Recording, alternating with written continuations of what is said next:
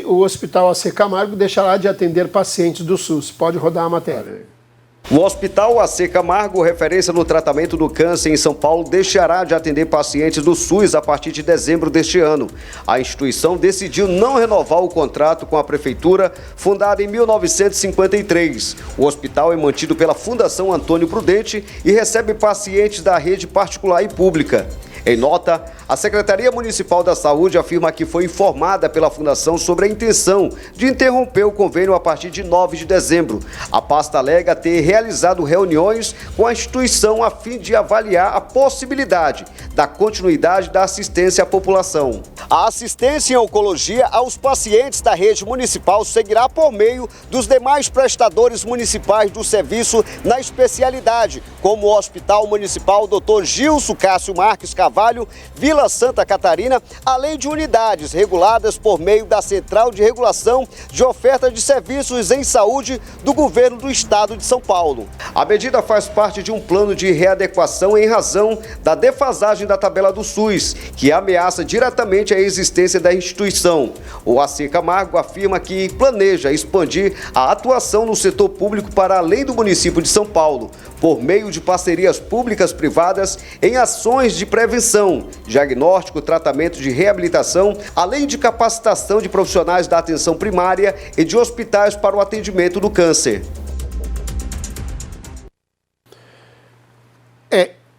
Esse assunto aí, esse tema, né, ele é tão importante e ele necessita de um mutirão gigantesco quanto redução de gasolina, redução de diesel, redução de não sei o quê, ICMS mais barato, IPI não sei o quê. Ele é tão importante quanto isso aí. Entendeu? É isso que... Não, assim, para não fazer um discurso demagógico, mas é muito mais, entendeu? É muito mais importante. Por quê? Porque aí está se lidando com vidas, né? Pessoas que dependem disso.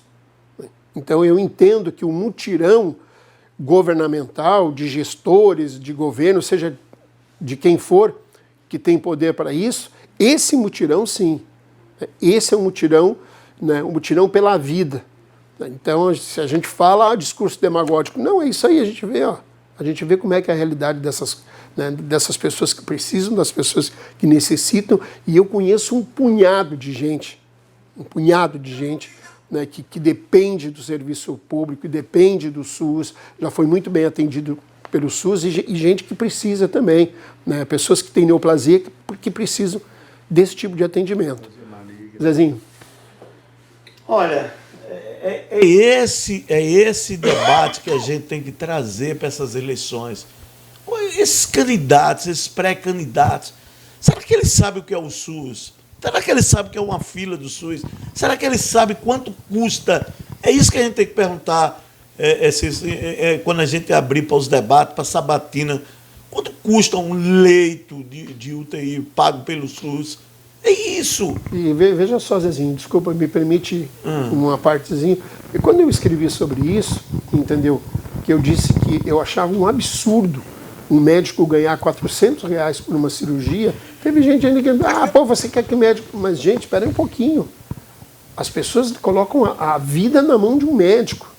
E aí o médico, R$400 por uma cirurgia. Isso não tem sentido nenhum. Você fala que o SUS paga, né? Sim. Olha, a tabela do SUS ela é muito baixa.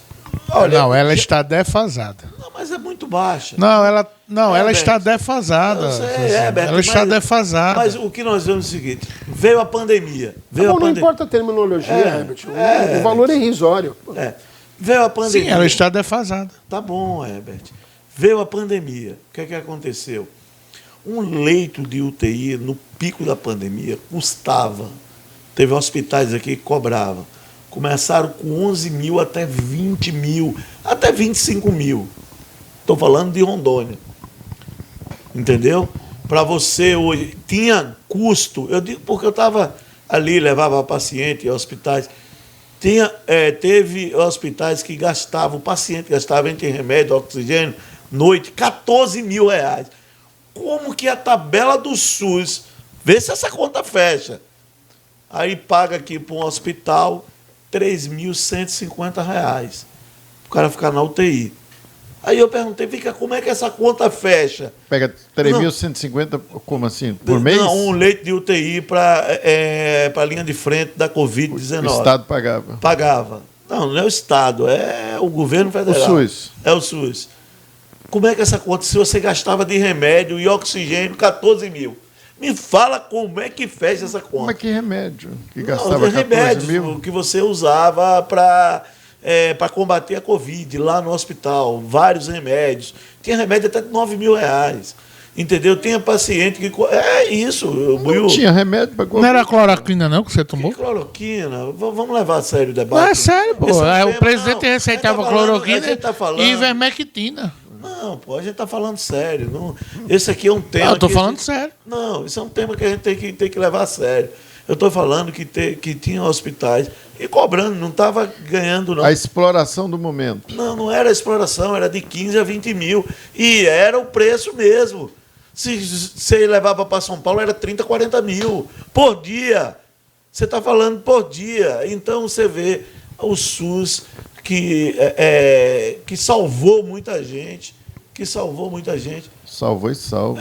E salva. E a gente vê que, se você perguntar para um parlamentar desse quanto custa um leito de UTI, ele não sabe.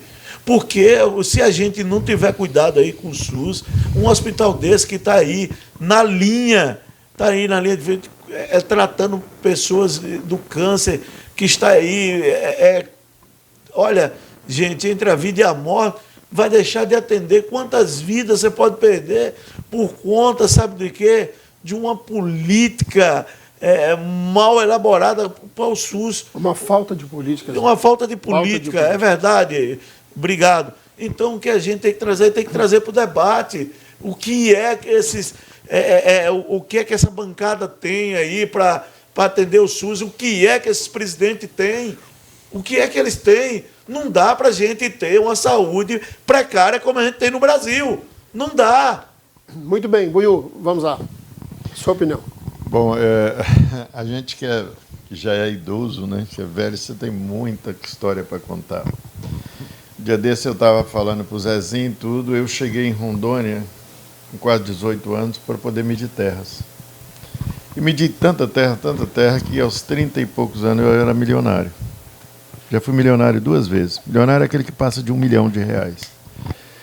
E numa dessas condições de saúde, a minha esposa apresentou uma neoplasia maligna no seio, que é o câncer de seio, e eu resolvi, porque naquela época, 30 e poucos anos atrás, você receber um diagnóstico de câncer era uma sentença de morte.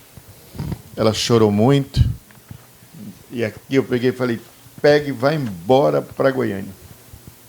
Ela foi embora para Goiânia.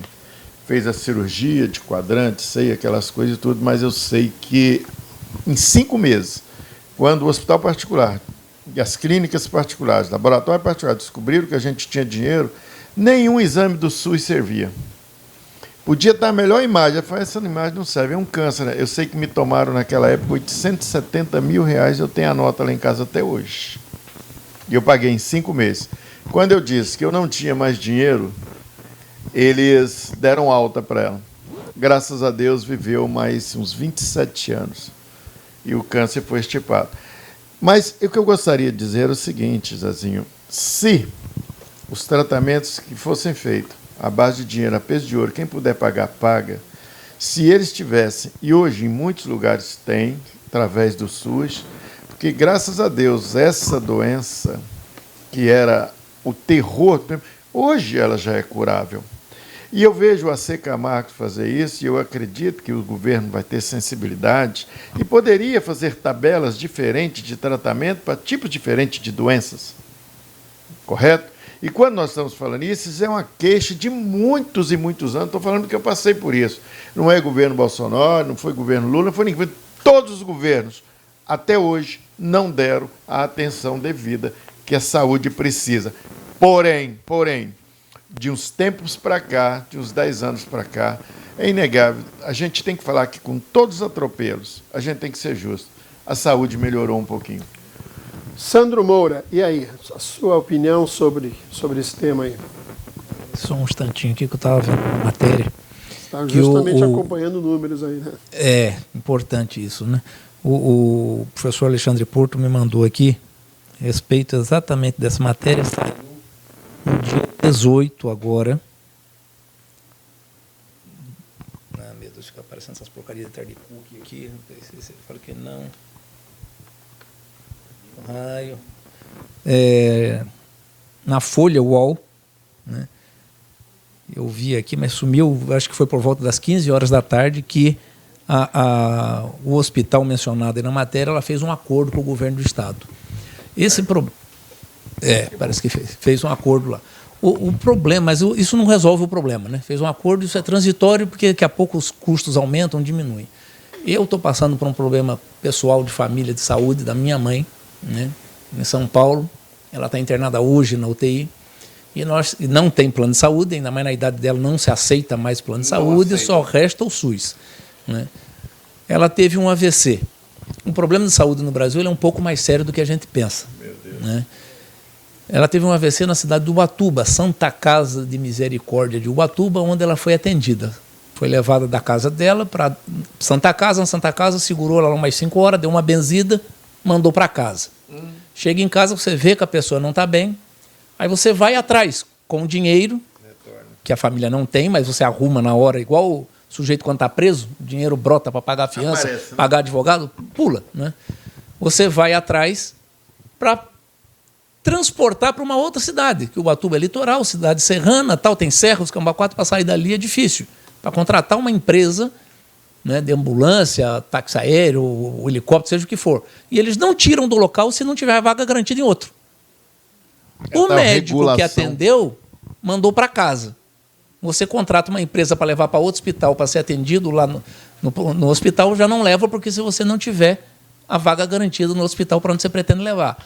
Aí você tem que arrumar um médico particular para ir em casa, fazer o tratamento para a pessoa melhorar para poder transportar. Resumindo, conseguimos levar para São Paulo, né? Está fazendo tratamento lá hoje, internada na UTI, atualizadíssimo. Mas aí o que aconteceu? Né? Ela teve um novo problema de saúde lá por conta disso, se agravou o quadro, a gente teve que pesquisar os valores de UTI. E aí lá volta eu de novo olhar para o celular aqui. Né? Sírio-libanês. A gente pensa que é uma fortuna, comparado com os preços, aí até que não é tanto. 5.674 a diária de UTI. Não estamos falando aqui em medicamentos, hora médica, nada disso, né? Só a diária. Só a cama, né? Só a cama. Só a cama. No Hospital São Cristóvão, R$3.000, né? Que fica, acho que na Moca, em São Paulo. Eu mandei esses preços para uma médica amiga minha que trabalha no SUS aqui em Rondônia, e ela falou assim: olha, Sandro, esse valor de R$3.000 aí está excelente, porque é mais baixo do que o SUS paga. Né? E eu vi o que o Arnaldo Buiu falou aqui, da experiência que ele teve com a esposa dele, né? E o que me preocupa quando se fala desses preços que você vai tabelar aí para fazer o seguinte, é a ganância do profissional. Isso. E dos empresários que têm as empresas para fazer os exames, né, laboratoriais e tudo mais. Tá? Exame de imagem, principalmente, que é muito utilizado hoje em dia. E aí, como é que fica a situação do dinheiro do povo para fixar essa tabela para pagar? Porque, por exemplo, no Sírio-Libanês, para você tirar de um hospital para outro, sabe quanto eles cobram? R$350 mil. Para ser transferido de um hospital para outro. E R$5.000 a UTI. Né? Então, ganha de outro jeito. E não aceita que você leve de outra forma. Então, esse sistema de saúde ele precisa ser revisto, essas tabelas têm que ser atualizadas, porque tem profissionais ali que precisam ganhar bem, porque ele também tem família para sustentar, né? Mas também nós temos que tomar cuidado, porque a fome financeira dos empresários e de muitos profissionais por aí faz destruir o Sistema Único de Saúde no Brasil, que foi, eu acho, o motivo das discussões aí que acabou gerando nessa matéria. Muito bem. Obrigado, Sandro. Esse é um tema que a gente tem um programa inteiro. Herbert, por favor, 1 minuto para... Eu trabalho na assessoria técnica parlamentar do deputado estadual Jair Montes, e um dos temas que foi levantado por nós da assessoria técnica e também pelo próprio deputado, por determinação dele, foi a gente fazer um profundo estudo com relação à tabela do SUS. Foi uma luta muito grande durante a pandemia, né? A cobrança do deputado Jair Montes em relação à atualização da tabela do SUS. Nós, da sociedade, precisamos fazer essa cobrança, mas a maior cobrança, sabe o que é? É você, eleitor, que tem o poder de decisão de fazer a melhor escolha no dia 2 de outubro. Sabe por quê? Porque você está passando por humilhação nas UPS, nas UPAs, nas UBS e ali no Ana Adelaide. O atendimento é zero. Além disso, você tem o João Paulo II e o Hospital de Base que está em crise. E não é só isso, lá em São Miguel e em Cacoal, como também nos hospitais regionais de Ariquemes e de Paraná. Se o eleitor tivesse vergonha na cara, levava o seu voto mais a sério.